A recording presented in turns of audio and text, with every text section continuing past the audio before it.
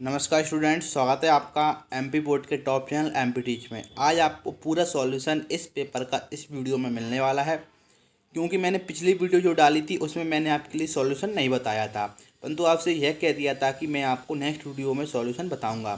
तो आज हम सॉल्यूशन की बात करने वाले हैं। आपकी क्लास रहने वाली है कक्षा 11वीं, विषय रहने वाला है हिंदी।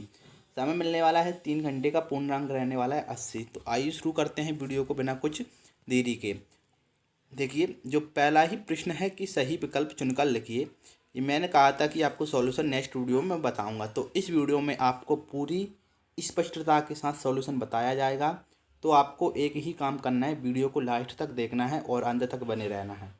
साथ ही साथ चैनल को जल्दी से सब्सक्राइब कर दो और जो नोटिफिकेशन बेल है उसे ऑल पर सेलेक्ट कर दीजिए। आइए सॉल्यूशन अब देखते हैं। पहला है कि कबीर ने ईश्वर के कितने रूपों को माना है। तो दोस्तों, आपकी जानकारी के लिए बता दूं कि कबीरदास जी ने ईश्वर के एक रूप को माना है। इसका आंसर होगा एक। अब एक कौन सा रूप है? वो रूप है निर्गुण। निर्गुण भक्ति को माना है, ठीक है, यानी कि निर्गुण रूप को माना है। सेकंड आता है कि निम्नलिखित में से लता मंगेशकर को किस उपनाम से नहीं पुकारा जाता। क्या है? किस उपनाम से नहीं पुकारा जाता। देखिए, जो लता मंगेशकर जी हैं उनका संबंध कहाँ से है दोस्तों? इंदौर से, यानी कि वो इंदौर में पैदा हुई थी। तो इंदौर से है तो उनको कोकिला कहा जाता है।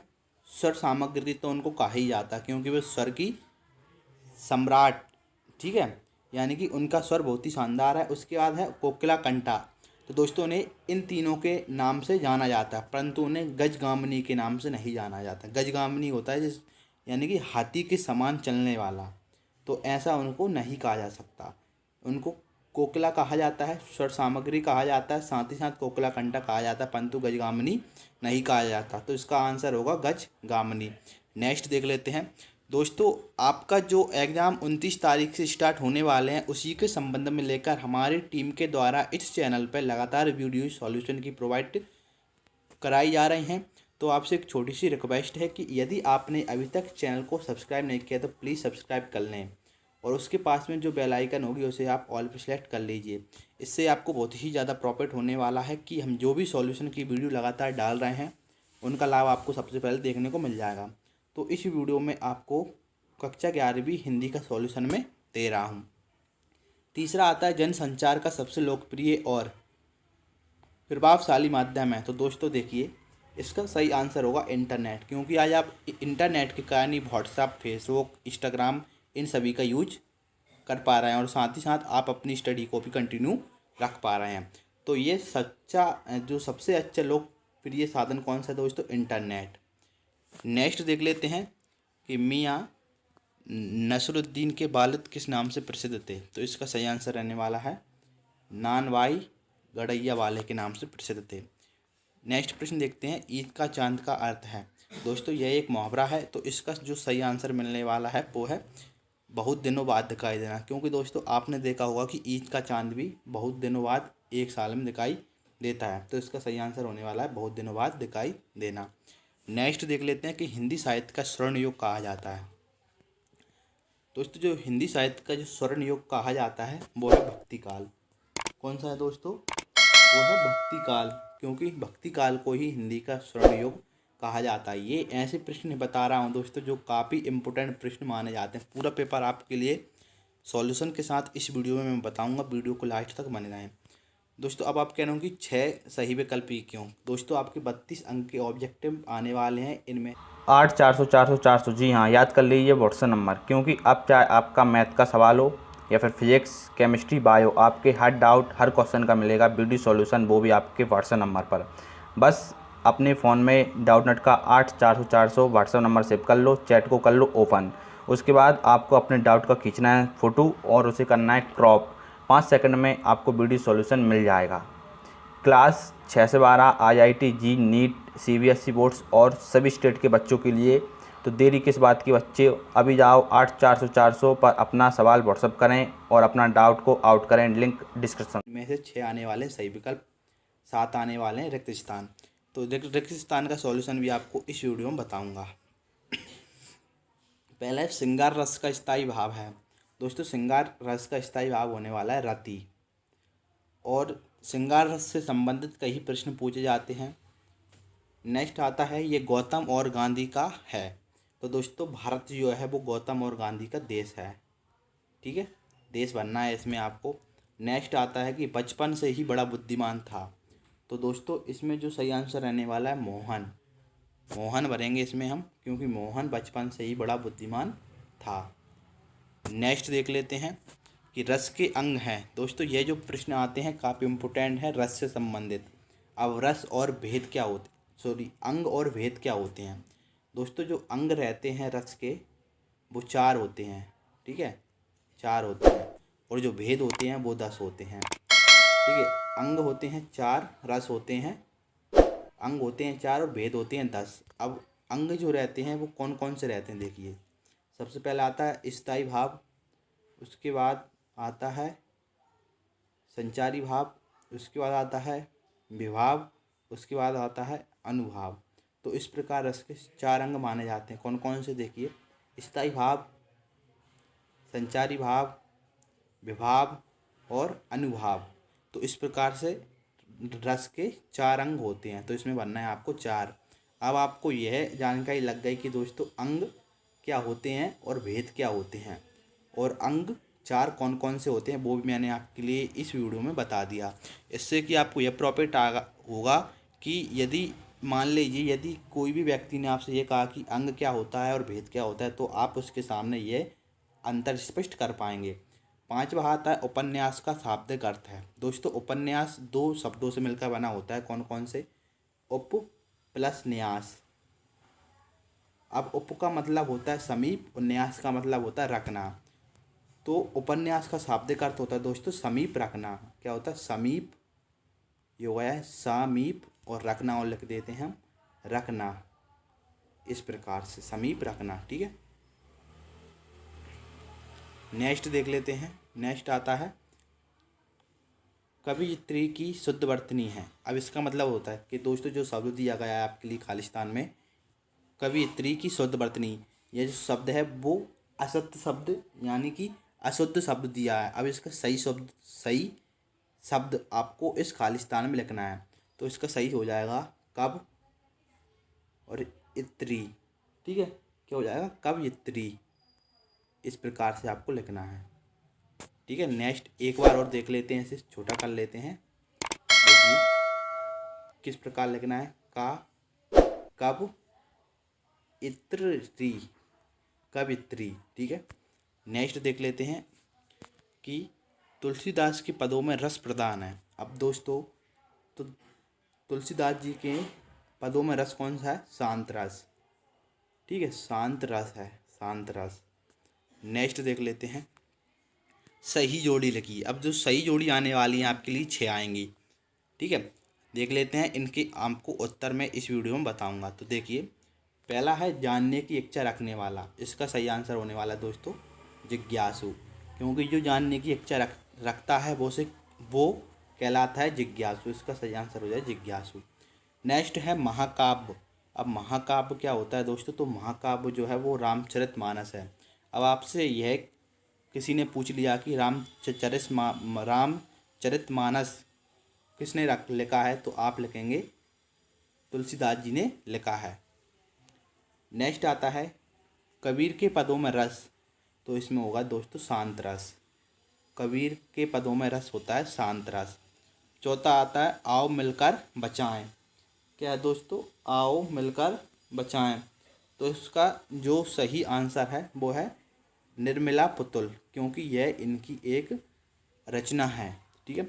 नेक्स्ट आता है मासिक वेतन। अब जो मासिक वेतन है वो है पूर्णमासी का चांद।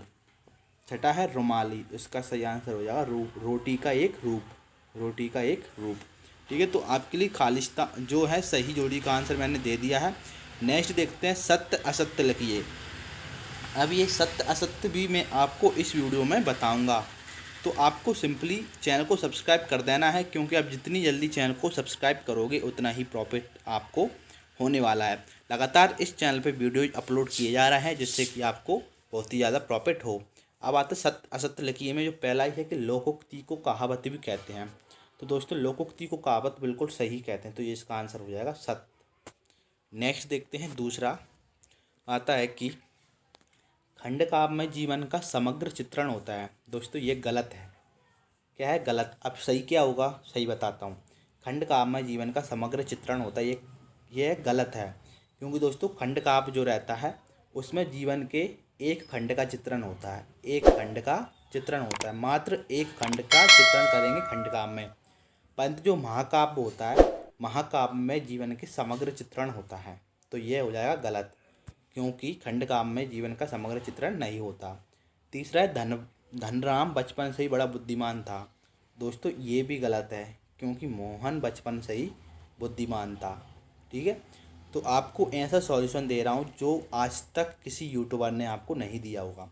पूरा सॉल्यूशन वीडियो में बताऊंगा, वीडियो को लास्ट तक देखना है। साथ ही साथ चैनल को सब्सक्राइब करना है, इससे प्रॉफिट आपको बहुत ही ज़्यादा होने वाला है। लगातार वीडियोज़ सॉल्यूशन की हम डाल रहे हैं, नोटिफिकेशन आप तक सबसे पहले देखने को मिल जाएगी।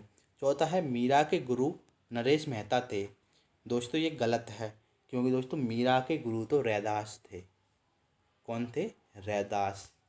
तो ये गलत बताया है इनने, तो ये भर देंगे हम गलत, क्योंकि मीरा के गुरु तो नरेश मेहता नहीं थे, रैदास थे। ठीक है।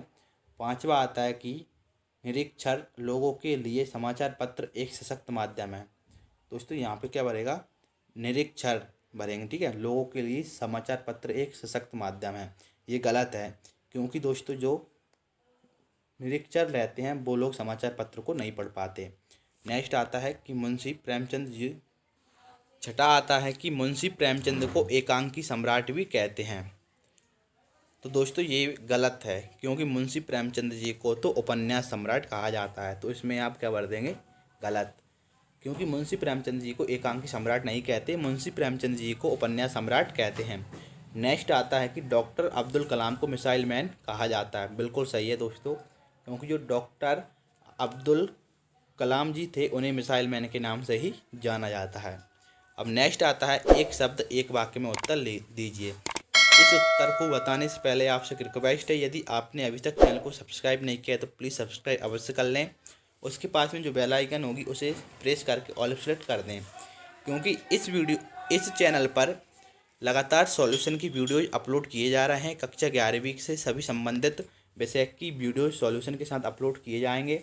तो आप उन वीडियो का लाभ लेने के लिए चैनल को सब्सक्राइब करें। यदि आपको इसकी सॉल्यूशन PDF चाहिए तो आप गूगल पर सर्च करना MP टीचर 01 के नाम से, हमारी वेबसाइट है। इसी वेबसाइट पे आपको सॉल्यूशन उपलब्ध हो जाएगा, यानी कि यह PDF आपको मिल जाएगी। साथ ही साथ यदि कोई भी आपके डाउट हो तो आप हमें डायरेक्टली इंस्टाग्राम पे मैसेज करें, और टेलीग्राम पे आपको लिंक मिल जाया करेगी, वीडियो की सबसे पहले आप देखेंगे।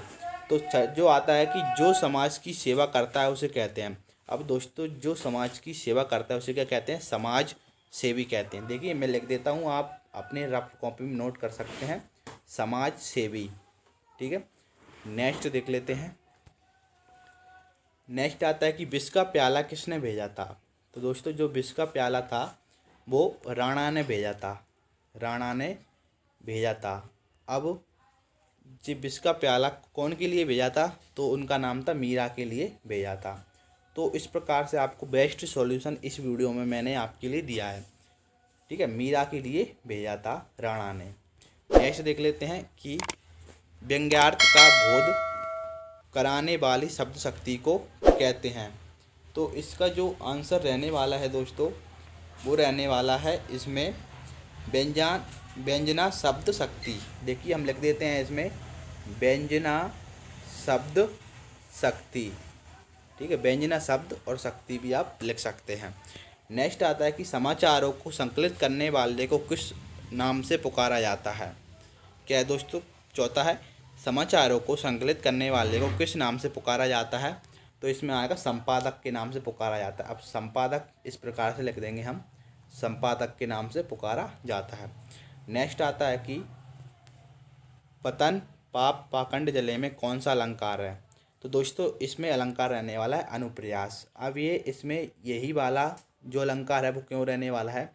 क्योंकि जिस काव्य में एक ही शब्द की बार बार आवृत्ति होती है वहाँ पे कौन सा अलंकार हो जाता है? अनुप्रयास अलंकार। तो इसमें पा शब्द जो दिया गया है, पा अक्षर वो बार बार आया है, तो इसमें हो जाएगा अनुप्रयास अलंकार। क्योंकि जिस काव्य में एक ही शब्द बार बार आता है वह होता है अनुप्रास अलंकार। छठा जो है कि वात्सल रस का सम्राट किसे कहते हैं। तो दोस्तों वात्सल रस का सम्राट कहा जाता है सूरदास जी को। ठीक है, सूरदास जी को वात्सल रस का सम्राट कहा जाता है और सूरदास जी को हिंदी साहित्य का सूर्य भी माना जाता है। तो इस प्रकार से आपके लिए पूरा सॉल्यूशन हमने अच्छे सॉल्यूशन दिया है। तो यदि अभी तक चैनल को सब्सक्राइब नहीं किया तो प्लीज़ सब्सक्राइब अवश्य कर लेना। लगातार वीडियो सॉल्यूशन के इस चैनल पे आपको मिलेंगी। साथ में जो आने वाले हैं 2-2 अंक के 10 क्वेश्चन का सॉल्यूशन भी आपको जल्दी ही मिलने वाला है।